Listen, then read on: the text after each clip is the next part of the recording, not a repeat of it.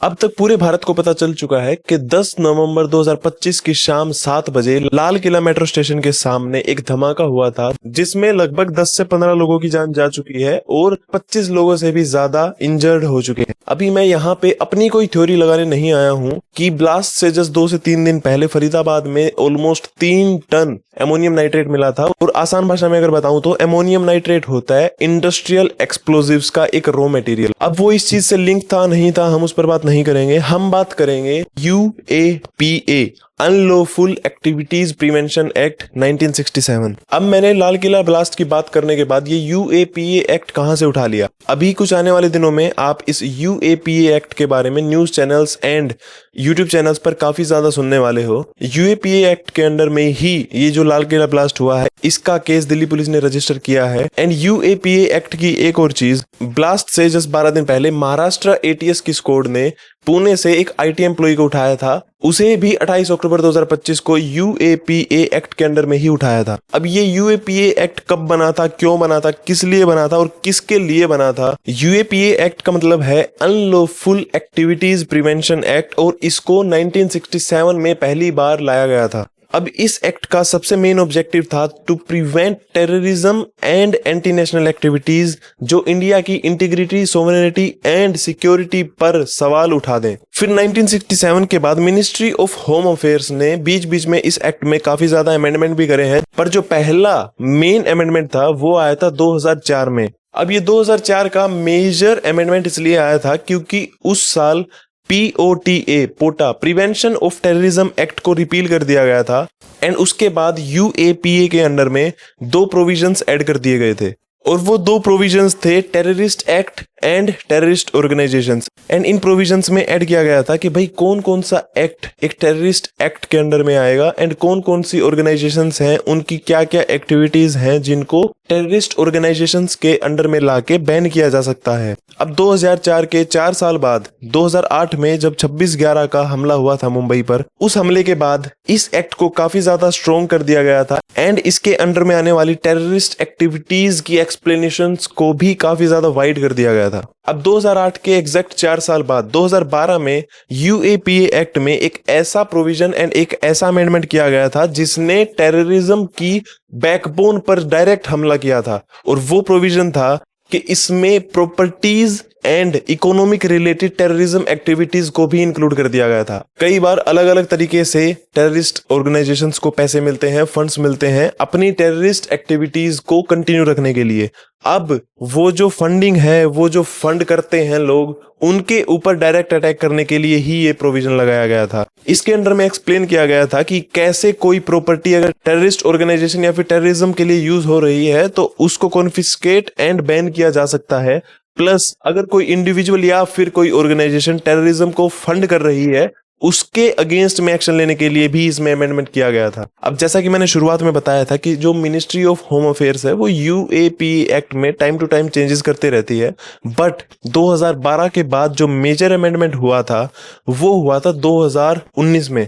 अब UAPA act के अंदर में 2019 के बाद terrorist acts, terrorist organisations, economical and financial funding of terrorism, उसके साथ साथ इंडिविजुअल्स को भी टेररिस्ट घोषित करने की पावर मिल गई थी। अच्छा, एक चीज और कि ना, लाल किला अटैक के बाद आपने अमित शाह को काफी ज्यादा न्यूज में देखा होगा। वो इसलिए नहीं है कि वो BJP के लीडर हैं या फिर रूलिंग पार्टी के एक लीडर हैं, वो इसलिए था क्योंकि UAPA act ministry of home affairs के अंडर में आता है और इंडिया के अंदर में कोई भी अगर टेररिस्ट का एक्ट होता है, टेररिज्म होता है, वो मिनिस्ट्री ऑफ होम अफेयर्स के अंडर में ही आएगा एंड उसके मिनिस्टर हैं अमित शाह। अब UAPA एक्ट के सेक्शन 2O के अंडर में कौन कौन सी ऐसी अनलॉफुल एक्टिविटीज हैं जिस पर UAPA एक्ट लगाया जा सकता है। अब UAPA एक्ट में सबसे पहले तो वो एक्टिविटीज आएंगी जो सिसेक्शन ऑफ इंडिया को सपोर्ट करती हैं। अब इसका मतलब है कि वो सारी एक्टिविटीज जो इंडिया को डिवाइड या फिर उसका विभाजन करने की एक्टिविटीज हों, जैसे कि कुछ एक्सट्रीम खालिस्तानी लीडर्स हैं जिनको इंडिया ने एज अ टेररिस्ट घोषित कर रखा है। अब ऐसा कौन सा काम है कि जिसको करने के बाद UAPA एक्ट के अंडर में किसी इंडिविजुअल को एक टेररिस्ट घोषित किया जा सकता है। तो ये चीज आती है UAPA एक्ट के सेक्शन 15 टेररिस्ट एक्ट्स के अंडर में।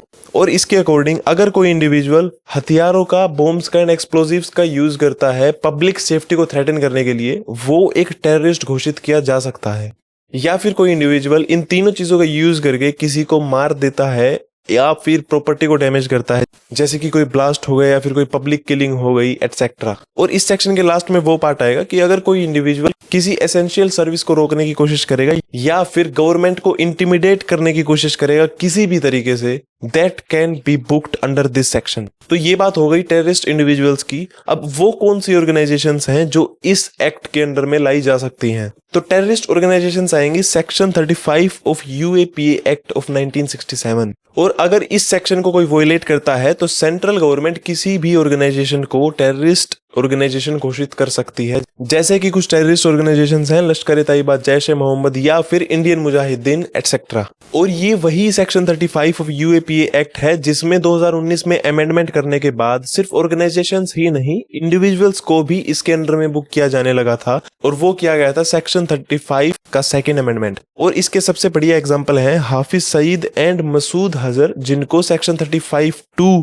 के अंडर में ही टेररिस्ट घोषित किया गया था। अब एक सवाल आता है कि यूएपीए एक्ट को इंप्लीमेंट करने वाली मेन एजेंसी कौन सी है? तो वो आएगी अपनी नेशनल इन्वेस्टिगेशन एजेंसी एनआईए।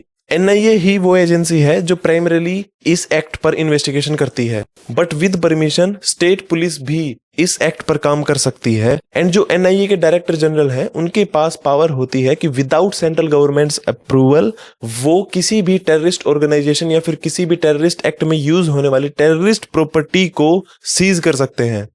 अब आता है कि अगर कोई इंडिविजुअल इस एक्ट के अंडर में बुक किया जाता है तो उसका अरेस्ट कैसे होगा एंड उसकी बेल कैसे होगी। अब यही सेक्शन यूएपीए एक्ट का सबसे ज्यादा कंट्रोवर्शियल पार्ट भी माना जाता है। तो इस एक्ट के अंडर में अथॉरिटीज किसी भी इंडिविजुअल को 6 महीने यानी कि 180 दिन तक विदाउट फाइलिंग चार्जशीट अरेस्ट कर सकते हैं। और अगर बेल की बात करें तो ये कंप्लीटली जज के ऊपर डिपेंड करता है कि अगर अथॉरिटीज जज को कन्विंस कर लें कि जो इंडिविजुअल उन्होंने अरेस्ट किया है वही उसका प्राइम सस्पेक्ट है, तो जज उसकी सेक्शन 43(d)(5) के बेहाफ पे उसकी बेल को भी रिजेक्ट कर सकता है। इस एक्ट का जो मेन कंट्रोवर्शियल पार्ट माना जाता है वो है एक्यूज्ड की कस्टडी को सीआरपीसी लिमिट से ज्यादा भी बढ़ा सकती है। एंड ऑल्सो अथॉरिटीज किसी भी प्रॉपर्टी को सीज कर सकते हैं अगर उन्हें शक हो कि ये टेररिज्म के लिए यूज करी गई थी। अब ऐसे केसेस जिसमें यूएपीए लगाया गया है उसके लिए गवर्नमेंट ने स्पेशल कोर्ट भी डेजिग्नेट करे गए हैं और इसकी सुनवाई स्पीडी ट्रायल्स के लिए ऑनलाइन भी करी जा सकती है। अब यूएपीए एक्ट की आपको कुछ कंट्रोवर्सीज एंड क्रिटिसिज्म भी देखने को मिलेगा, जैसे कि इस एक्ट के अंडर में जो टर्म है डिसअफेक्शन अगेंस्ट इंडिया,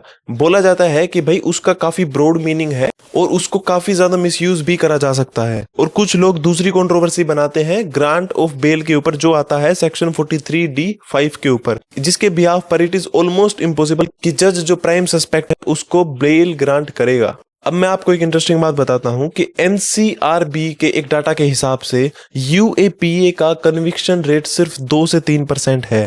मतलब कि जो एक्यूज्ड होते हैं वो सालों साल जेल में रहते हैं विदाउट बीइंग कन्विक्टेड। अब मैं इसी टॉपिक एंड इसी एक्ट के बारे में कुछ ऐसे केसेस बताऊंगा जो आप खुद से भी पढ़ सकते हो, जैसे कि सबसे पहला लैंडमार्क केस है Kedarnath Singh versus state of Bihar 1962।